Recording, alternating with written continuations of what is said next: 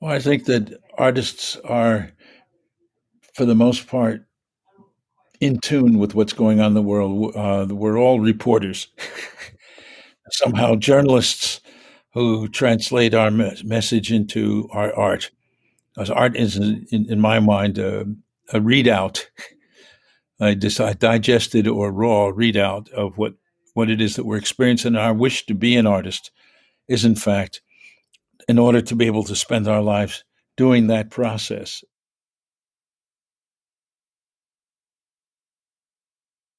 This is a special version of the Conscient podcast. I'm with Charles Morrow, who contacted me to have a conversation about immersion and our shared journey as people doing a lot of conversations with artists, in particular audio artists.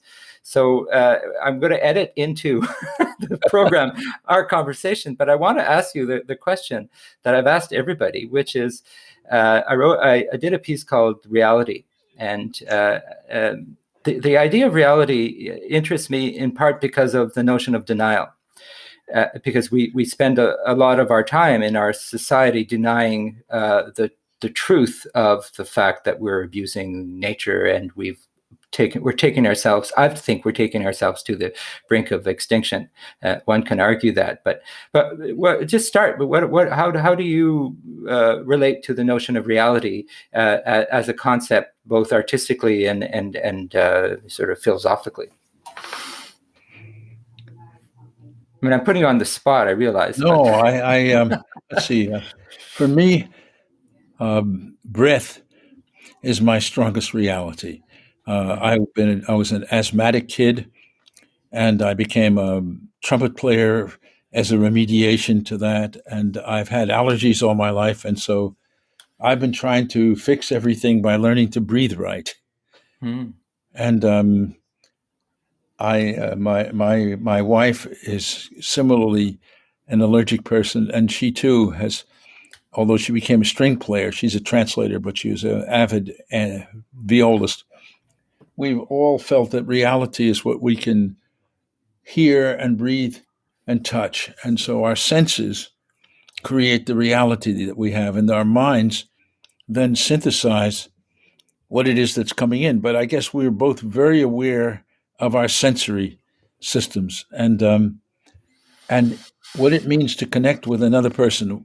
I heard your interviews and I wanted to connect with you because I felt immediately like we were on what in the old days you say we're on the same wave. Mm. But truly I felt, well, gee whiz, that kind of perception is what's guided my entire life. So reality for me was to try to find a balance around all the information I was receiving and trying to process it in terms of what it is that I was doing. So I guess reality is that particular process for me. And my earliest memories, which I went back to grab as I described this regression to the first sounds and the first experiences of living form, were to hear sound outside of my mother and hear her heartbeat. I also did a piece about this where you had the child heart and the mother heart together for Westdeutsche Rundfunk. And so my first experience of being alive was all sensory. And my mind was just simply there. But that there in that moment, as I go back to it with you now, and as I describe it each time, I'm instantly transported back to that first perceptions. I was there in a way I've only felt in certain types of meditation and in certain types of music making. It's a sense of reality and a sense of being that is, I can only say, clear. It's like crystal clear. It's like having no fog on your eyeball. Writer Sherry Mitchell. We must tune in to our ability to see beyond the physical reality that surrounds us and awaken to the vast, unseen world that exists. Right, and then how then does art practice enhance or enrich one's life. And then really my question though is, I know art does that because I've been doing it all my life, but in facing the climate emergency, and you've given me some good leads on art practices and things that you've done. What do you see the role of art specifically in dealing with a challenge as complex as climate change and the climate crisis? Well, I think that artists are, for the most part, in tune with what's going on in the world. We're all reporters, somehow journalists who translate our message into our art. Because art is, in my mind, a readout, a digested or raw readout of what it is that we're experiencing. Our wish to be an artist is, in fact, in order to be able to spend our lives doing that process. And that so I'd say then, since climate change is a reality, I mean, for me, it meant finding out as much about it as possible. And for example, my show that I did in New York and then again in London, I found out what was the local city area doing about climate change. And in order to be able to present that information, let people know locally where they could get more information and follow it from a civic point of view. Because I mean, New York, for example, it had to do with what would the city permit the foundations of new buildings to be. Where would the water level be? I mean, after all, Manhattan is an island, and so all of those, I found that there were real processes in fact at work, and then there were hugely negligent areas. So that, for example, drainage, which is one of the hugest problems for climate change that we as humans have created by paving over the earth. Mm-hmm. We've really screwed that up. I don't think that very many transformations of the earth were much more than, convenience for human technology. Because in Manhattan, when there's a really serious storm, I mean, even back 20 years ago, 30 years ago, it'd have floods.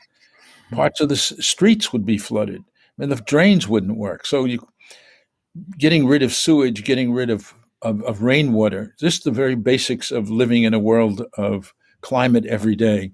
The everydayness of it was what struck me, And as an artist, at, in the earliest point, I would be making artworks that had a beginning, middle, and an end, or a gathering of people in order to examine ideas in art concerning those things. I think that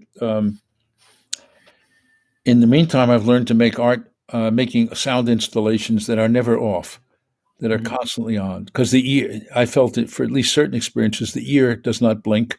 So therefore, to create environments that are ever changing, but that you can live in. Because basically it's a way of modulating reality, to bring it back to the first point. Right. Well, while we're talking, I've been poking away on the notion of hope, because there are a number of books that talk about hope and the lack thereof in the current situation. How do you sort of wrestle with the notion of hope and the hopefulness for our world? And when I say our world, I don't mean necessarily the survival of humanity, because the planet will continue without us, we know. But looking at that the hopefulness that correcting some of our behaviors might give, do you feel hopeful? Journalist Richard Heinberg.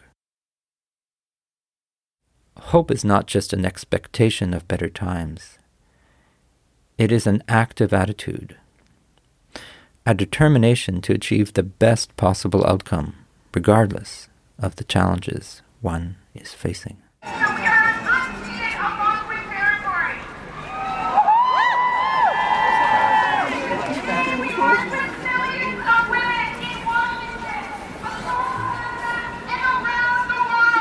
I always feel hopeful. It hasn't been that I haven't been swatted in the face by life or swatted myself in the face and have to deal with the usual problem that something happens and then you have to shake it off. But And I was born with I think what Cage said, his mother told him that he was born with a sunny disposition, and I certainly have that sunny disposition, and that I think that hope, in this sense, is the ability to focus on what's at hand and to handle it as masterfully. Because at every moment you can make a huge change, and it is the belief in your power in every millisecond of life to make a change that makes it important. Because without that, you're not really recognizing the present. I mean, we don't live in the future, we don't live in the past, we live inextricably in the present, and the present, I think, should be dealt with like a samurai or any other warrior in that sense, being able to be clear and present and in balance, and to take away anything that would cloud your mind about your reaction to others and your resonance with others. So I'm hopeful, because I think the equipment is already here in this human form. Hmm. Well, it sounds like a Buddhist approach. Whether you're practicing Buddhist, I don't know, but to be in that moment. I was talking to a Zen master just a few days ago about his view of hope, and he says it's not a concept that I need.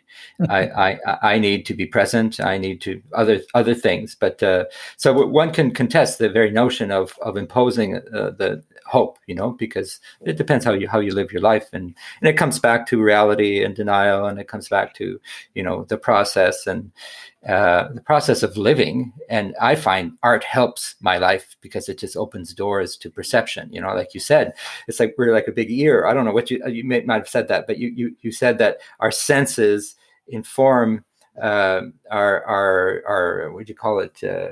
The artist being in tune and then reporting out to the world. I like that, because in a way we are antennae that report out and that provide information and knowledge. And it was one of the things I didn't say in your I thought you might ask about is the different categories of art practice in around immersion, right?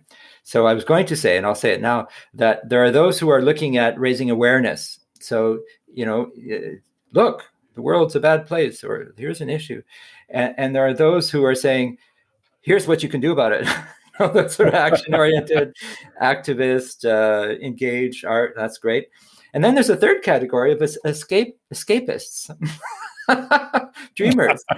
we're really also very important, in part because we can't deal with issues all the time, right? And so somewhere between those who are raising awareness, those who are inciting us into action, and those who are helping us escape from it. A bit of a trilogy there. I'm sure there's other categories, but I've been thinking about that because sometimes categories are useful in sort of general terms.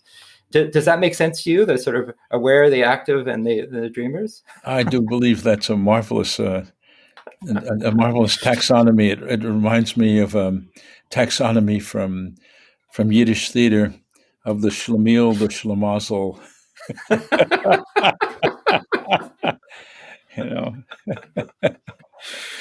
Well, and what is a Schmiel and Schemazel? Are they? Let's see. The Schlemazel means that you're unlucky. Lo mazel from the Hebrew, and a Schlemiel, it means that you got no brains. So the brainless waiter. All right. Dumps the soup on the Schlemazel, who is unlucky patron.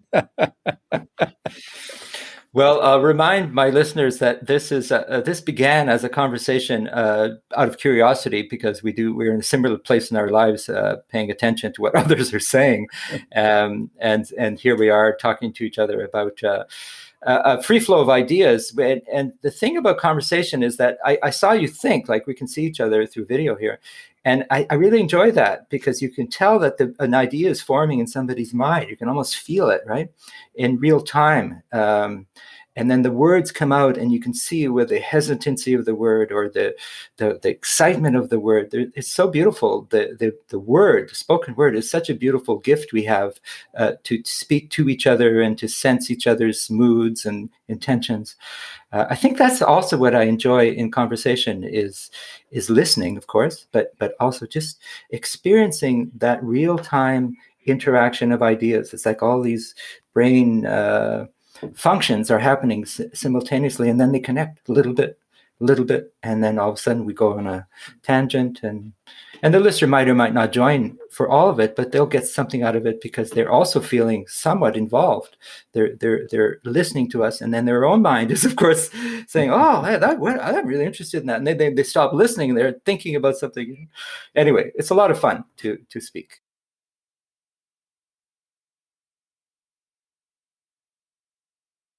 I wanted to discuss a little of what happens in your mind when you interview a lot of people for these kind of projects. It seems like we both are in that spot now. We've done lots of communication prior to the current podcast series, but as longtime interviewers, I think certain kinds of things come through one's mind, and uh, I've found, for example, in exploring the notion of immersivity, which we'll touch on because that's what my series is about, and maybe you'll have a few things to say about that, as you did in writing.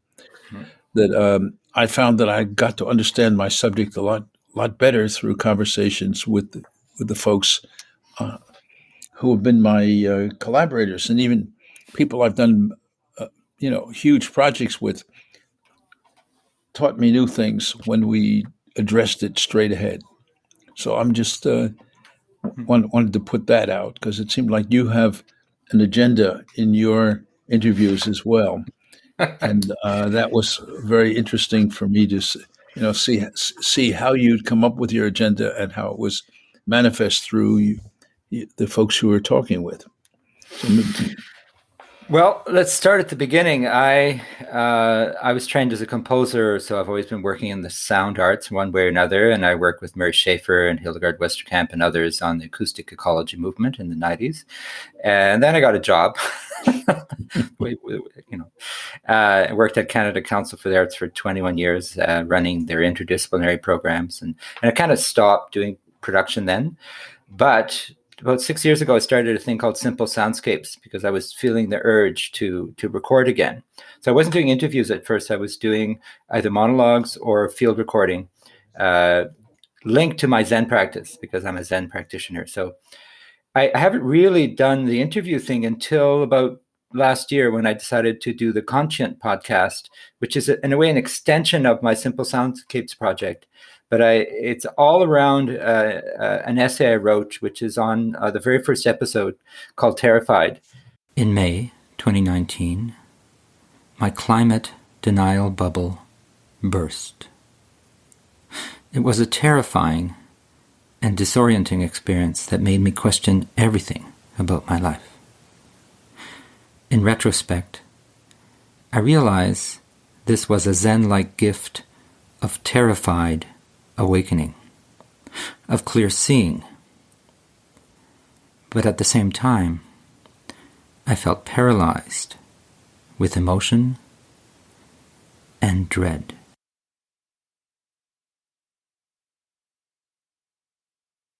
What triggered my climate denial bubble to burst? Because my, at the time, 17-year-old daughter was concerned about what field she would study at McGill or whatever university she went to. She ended up going to McGill. And that was a real traumatic experience because she was concerned about climate change, of course, and wanted to know what she could do. And I decided to become much more active in the art and climate change movement. And because I was an audio artist, why not use that medium that I know well to record conversations with people who I either know well and I know they have good things to say, or people I don't know at all and I have to learn more about. So I became a kind of a podcaster, but not a journalist in the sense that my intention is not journalistic. It's more anecdotal, but it's knowledge-based. I need to know more. I share my knowledge. If it works, people like it, great.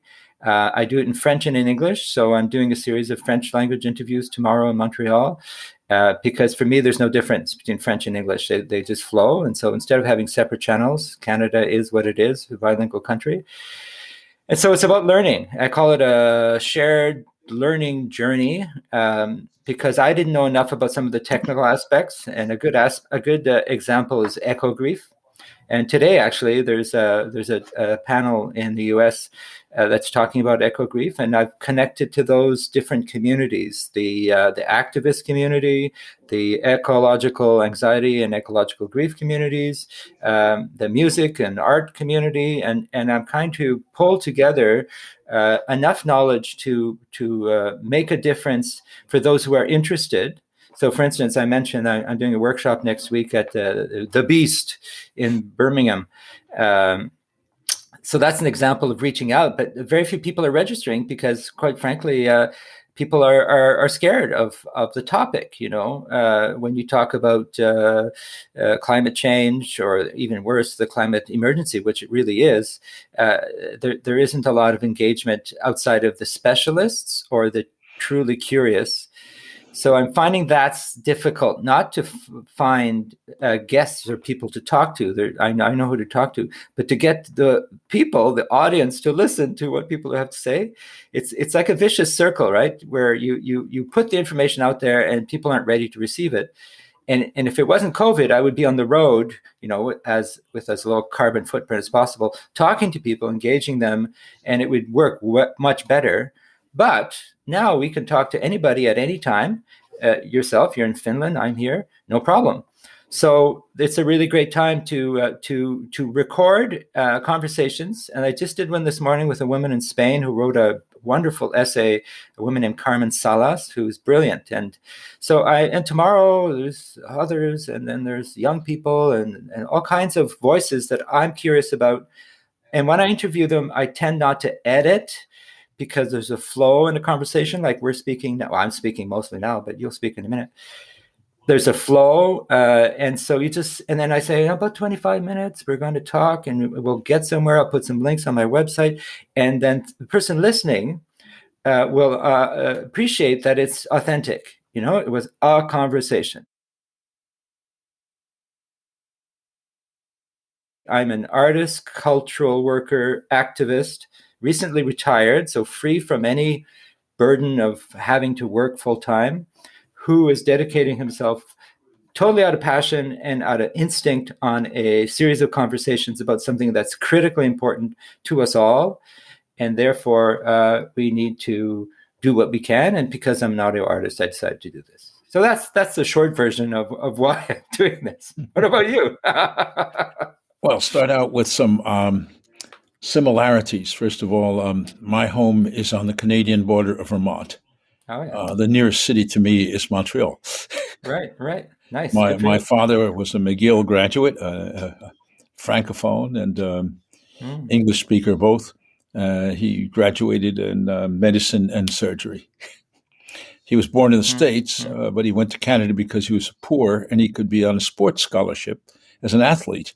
You could play football on a football scholarship at McGill.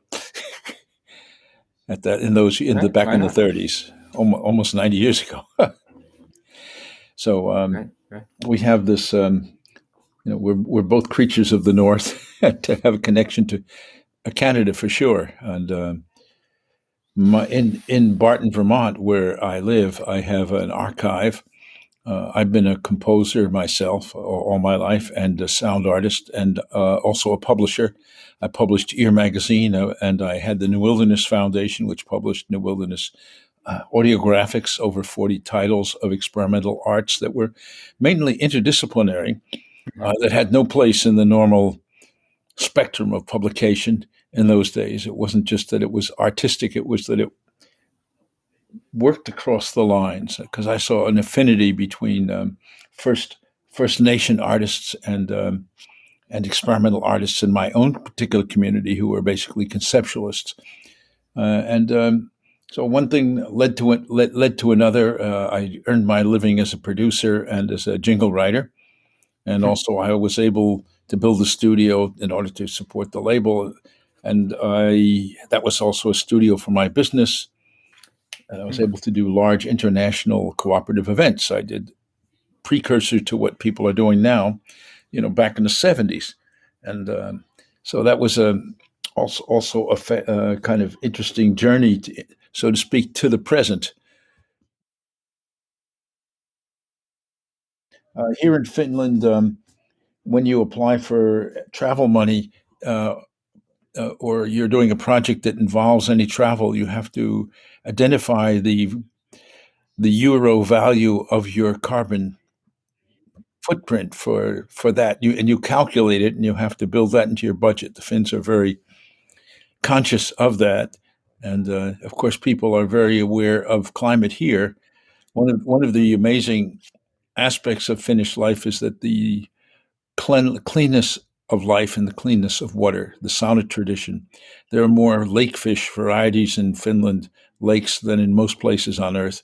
So that you get a variety of really local fish. It's a country the size of California or France, and so therefore there's a lot of many lakes, and so clean.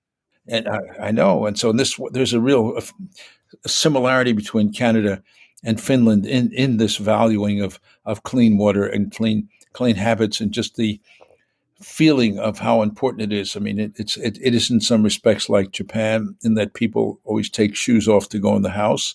Although in Japan you would also wear different shoes in order to go from in the house into the bathroom, the toilet. And but bathing is very important to Finns and to Japanese both.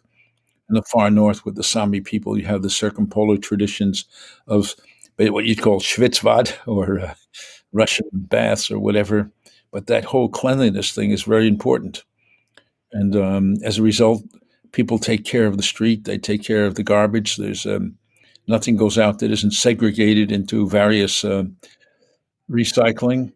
And there's always a discussion about the relationship to climate. Mm. Well, good. That's a good start. And I know that artists are doing a lot of work about the climate emergency.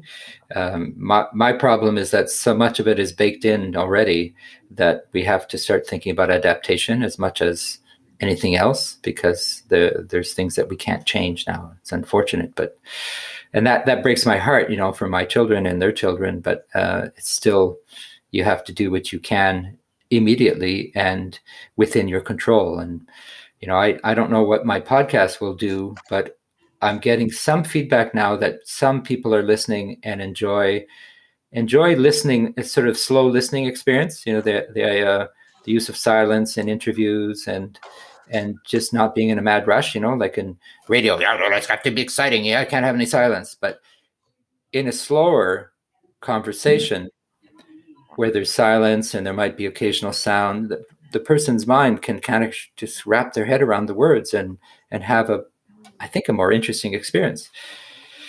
So that's what I try to do: speak slowly and bring in occasional sound, lots of silence.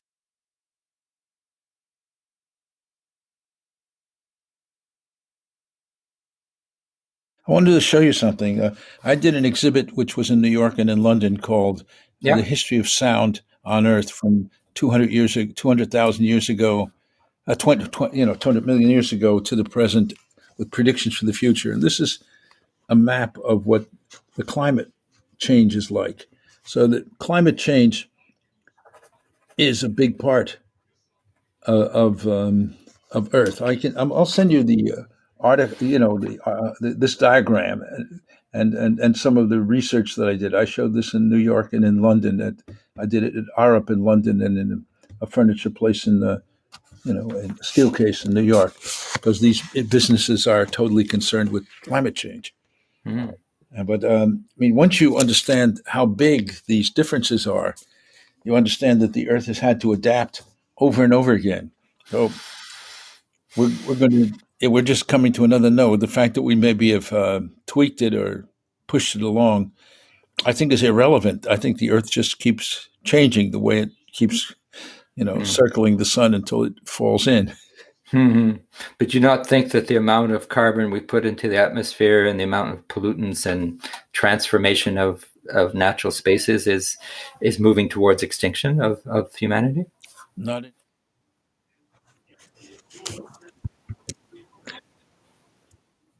right.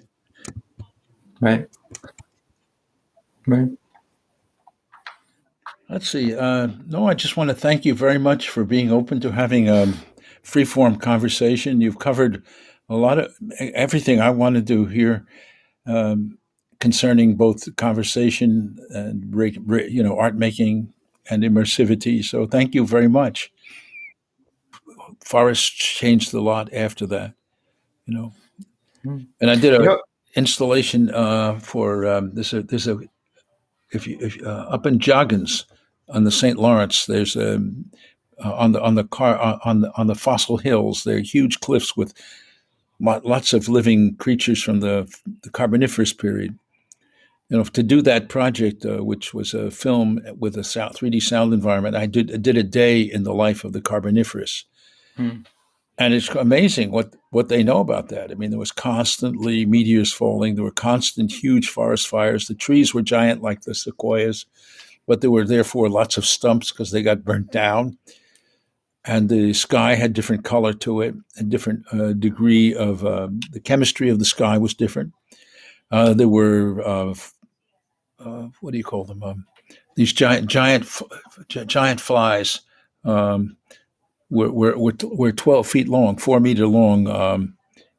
Dragonflies. I mean, you can see a fossil of it in a number of museums. So it mm, was a different place. And what the main reason it was interesting to me was that was when life crawled up from living undersea throughout all history to living on land, in which case we developed the oral world of an airborne life. So sounds that could be transmitted in air were made by new organs, ears developed. Before that, it was tympanum membranes that were heard underwater, and different kinds of motions created them, tail thrashing and all of what would make an underwater vibration. I think that that was a really fascinating study to realize how different it was until we crawled out, and that was particularly poignant to me because I remembered being born and coming into the world of air and how different it was to smell. I mm. mean, the doctor that had born me had a heavy scent to him, and I'd never smelled anything before, except the liquids that were going through my olfactory membranes as they evolved. Right. Anyway, I think we'll stop there just so that we don't run out of tape, so to speak. Is there anything else you wanted to say before I turn the off button here? Let's see. No, I just want to thank you very much for being open to having a free-form conversation. You've covered a lot of everything I want to do here um, concerning both conversation and art making and immersivity. So thank you very much. You're welcome. We'll talk again.